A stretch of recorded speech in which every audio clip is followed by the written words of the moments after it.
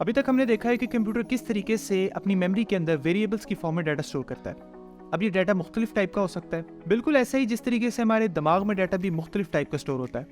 अब हमारे दिमाग में जो डाटा स्टोर होता है उसकी टाइप कौन कौन सी है? एक आवाज़ की फॉर्म में स्टोर होता है, दूसरा स्मेल की फॉर्म हो गई, वर्ड्स हो गए, नंबर्स हो गए, टच सेंसिटिविटी हो गई, मटीरियल्स की सेंसिटिविटी हो गई। इन फॉर्म्स के अंदर डाटा स्टोर होता है। बिल्कुल इसी तरीके से कंप्यूटर के डाटा की भी मुख्तलिफ टाइप्स हैं, जिनमें से हमने अभी तक एक टाइप इंटीजर नंबर्स को देखा है। आज की इस वीडियो में हम बाकी सारी टाइप्स वगैरह को डिस्कस करेंगे, तो बगैर किसी इंतजार के लेट्स डाइव इनटू इट।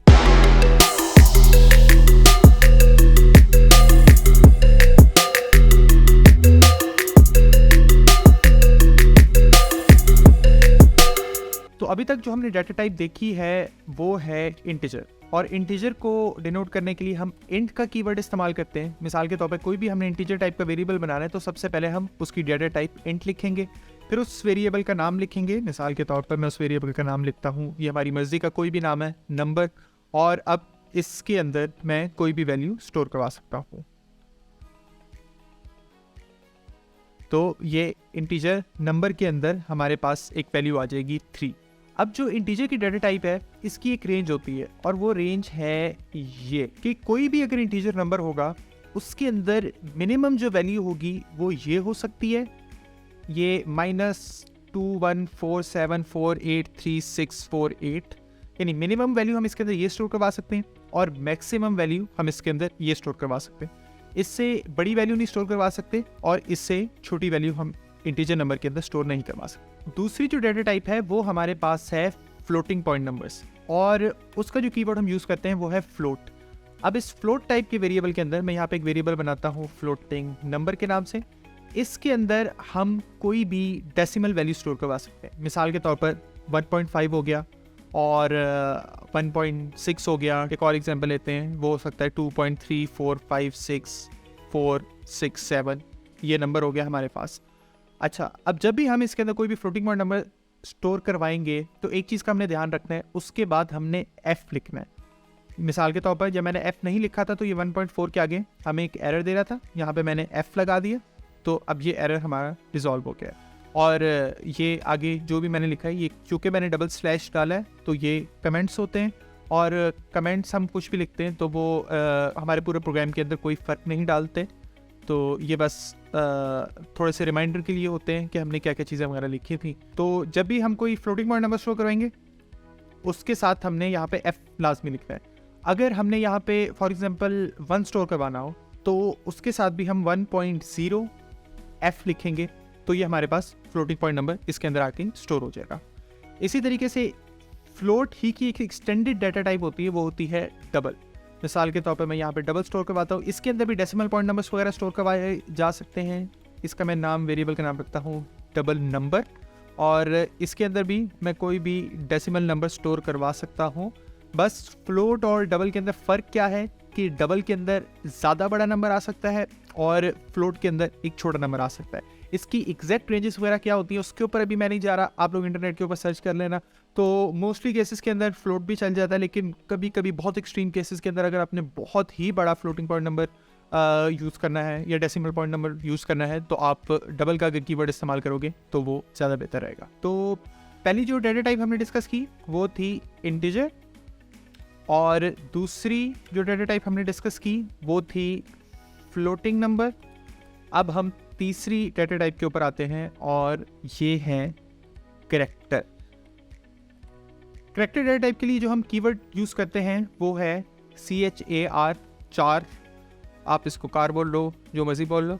और इसका मैं एक वेरिएबल बनाता हूँ माय कैरेक्टर। इसके अंदर कोई भी कैरेक्टर आ सकता है, जो भी आप कीवर्ड्स के ऊपर कैरेक्टर वगैरह देखोगे ये सारे कैरेक्टर्स वगैरह इसके अंदर आ सकते हैं। मिसाल के तौर पर एक कैरेक्टर है हमारे पास A, तो ये इसके अंदर आ सकता है। अच्छा, अब जब भी कभी भी कोई भी कैरेक्टर आपने इसके अंदर स्टोर करवाना है तो एक चीज़ का ध्यान रखना है कि इसको सिंगल कोटेशन के अंदर रखना है। तो कैरेक्टर डाटा टाइप के अंदर जो भी चीज़ स्टोर होती है वो हमारे पास एक कैरेक्टर होता है। अब कैरेक्टर कैपिटल ABC भी हो सकती है, स्मॉल ABC भी हो सकती है, और करेक्टर हमारे पास कौन से हो सकते हैं, मिसाल के तौर पर 1 भी एक करेक्टर है, 2 भी एक करेक्टर है, चूँकि ये कीबोर्ड के ऊपर लिखे हुए तो ये सारे करेक्टर्स हैं। इसी तरीके से स्पेशल करेक्टर्स भी इसके अंदर आ जाते हैं, क्वेश्चन मार्क आ जाता है, डॉट आ जाता है, इवन स्पेस खुद एक करेक्टर है। तो ये सारी चीज़ें वगैरह हम इस करेक्टर वेरिएबल के अंदर स्टोर करवा सकते हैं। मिसाल के तौर पर यहाँ पे अभी माई करेक्टर का जो वेरिएबल है इसके अंदर ए स्टोर्ड है, मैं इसके अंदर स्पेस अब स्टोर करवा दिए, अब इसके अंदर मैंने बी स्टोर करवा दिया है, अब इसके अंदर मैंने 2 स्टोर करवा दिया है। बस एक चीज़ का ध्यान रखना है कि ये वाला जो 3 है और ये वाला जो 3 है ये बिल्कुल एक नहीं है। मिसाल के तौर पर कल को जाकर अगर मैं इस 3 को दूसरे 3 से प्लस करूँगा और इस 3 को जब मैं दूसरे 3 से प्लस करूँगा तो इसका मतलब थोड़ा सा डिफरेंट है। अगर मैं प्रिंट करवाऊंगा तो दोनों 3 प्रिंट होंगे, ठीक है, लेकिन कैलकुलेशंस वगैरह के अंदर ये दोनों डिफरेंट है। कैलकुलेशंस के अंदर डिफरेंस क्या आता है वो जब मैं टाइप कन्वर्जन की अगली वीडियो के अंदर डिस्कस करूंगा, उसके अंदर मैं आपको डिटेल में बताऊंगा। अच्छा, तो अब हम नेक्स्ट डाटा टाइप के ऊपर आते हैं जो कि हम बहुत ज़्यादा यूज़ करते हैं और वो है स्ट्रिंग। स्ट्रिंग जो होती है वो कलेक्शन ऑफ कैरेक्टर्स होती है और स्ट्रिंग का जो कीवर्ड होता है वो हमारे पास स्ट्रिंग होता है और मैं यहाँ पे इसका एक वेरिएबल बनाता हूँ माई स्ट्रिंग के नाम से और इसके अंदर मैं कोई भी कलेक्शन ऑफ कैरेक्टर्स यूज़ कर सकता हूँ। मिसाल के तौर पर कोई भी वर्ड हो गया, कोई भी सेंटेंस हो गया, तो वो स्टोर करने के लिए हम स्ट्रिंग इस्तेमाल करते हैं। मिसाल के तौर पर मैंने यहाँ पे लिखा मास्टर हाथी, ये भी आ सकता है। और जो मुख्तलिफ टाइप के हमारे पास आ सकते हैं वो हो गया हमारे पास, आप कह लो हेलो हाउ आर यू। तो ये पूरा सेट ऑफ कैरेक्टर्स भी एक स्ट्रिंग के अंदर आ सकता है। इसी तरीके से स्ट्रिंग के अंदर 1 2 3 4 ये भी आ सकता है और यानी ये चूँकि 1 2 और 3 एक कैरेक्टर्स थे तो इसी तरीके से किसी भी कैरेक्टर्स का जो कलेक्शन है वो इसके अंदर आ सकती है। और इसी के अंदर आप ये कह लो कि स्पेशल कैरेक्टर्स वगैरह भी आ सकते हैं। तो जब भी हमने नॉर्मल वर्ड्स वगैरह डिस्क्राइब करने हो, कोई भी स्टेटमेंट डिस्क्राइब करनी हो या स्क्रीन के ऊपर कोई भी रिजल्ट वगैरह प्रिंट करवाना हो तो उसके लिए नॉर्मली हम स्ट्रिंग यूज़ करते हैं। तो यहाँ पे ये हमारा ख़त्म हो रहा है तो मैं यहाँ पे इस वक्त सेमीकोलन लगा देता हूँ इस मास्टर आदि के आगे, तो ये एरर भी हमारे पास रिजॉल्व हो जाएगा। तो अब अगली डाटा टाइप की तरफ हम आते हैं और वो है बूलियन। और बूलियन के लिए जो कीवर्ड हम यूज़ करते हैं वो है बूल और माय बूलियन का मैंने एक वेरिएबल बनाया है। अब इसके अंदर जो हम डाटा स्टोर करते हैं वो सिर्फ 2 है, यानी 2 डाटाज हैं जिसको आप स्टोर कर सकते हैं। एक है ट्रू और दूसरा है फॉल्स। तो इसके अंदर या तो हम ट्रू रख सकते हैं या हम फॉल्स रख सकते हैं। अब यहाँ पे सवाल ये पैदा होता है कि ये ट्रू हम क्यों रखते हैं, कब रखते हैं, फॉल्स हम क्यों रखते हैं, हम कब रखते हैं। ये आगे जाके जब भी हम कंडीशनिंग स्टेटमेंट्स वगैरह को पढ़ेंगे, अभी उसकी टेंशन लेने की ज़रूरत नहीं है। जब हम पढ़ेंगे तो इस बूलियन को मैं आपको डिटेल में डिस्क्राइब करूँगा। अभी तक आपने बस ये चीज़ ध्यान में रखनी है कि बूल टाइप के वेरिएबल के अंदर सिर्फ ट्रू और फॉल्स आ सकता है, या तो हाँ आ सकता है या ना आ सकता है, इसके अलावा इसके अंदर कुछ भी नहीं आ सकता। लेकिन इसकी इंपॉर्टेंस हमारी प्रोग्रामिंग के अंदर बहुत ज़्यादा है। आगे जाके हम इसको डिटेल में देखेंगे कि कहाँ कहाँ पर ये बूलियन यूज़ होता है। तो अब हम लास्ट में एक काम करते हैं, ये जितने भी हमने एक वेरिएबल्स वगैरह बनाए हैं हम इसको स्क्रीन के ऊपर प्रिंट करवा के एक दफ़ा देख लेते हैं। तो मैं क्या करता हूँ, कंसोल डॉट राइट लाइन और यहाँ पर मैं सबसे पहले पहला वेरिएबल लिखता हूँ। वो वेरिएबल है हमारे पास इंटीजर और इंटीजर टाइप का जो वेरिएबल था उसके अंदर हमने 3 स्टोर करवाया था। और तो मैं सबसे पहले यहाँ पे एक स्ट्रिंग प्रिंट करवाता हूँ कंसोल डॉट राइट लाइन के अंदर, क्योंकि यानी डबल कोटेशन जब भी हम डालते हैं तो वो वाली चीज़ हमारे पास एक स्ट्रिंग बन जाती है। तो सबसे पहले मैंने एक स्ट्रिंग प्रिंट करवाई इंटीजर और उसके आगे मैंने लिख दिया इक्वल्स, और जैसे ही मैं प्लस करता हूँ तो इसके आगे मैं जो भी चीज़ लिखूँगा वो इस स्ट्रिंग के आगे ऐड हो जाएगी। तो मैं यहाँ पे अगर नंबर डालता हूँ तो ये असल में क्या बन जाएगा, इंटीजर इज इक्वल टू 3, क्योंकि इस नंबर वेरिएबल के अंदर हमारे पास 3 है। इसी तरीके से मैं बाकियों को भी लिख लेता हूँ।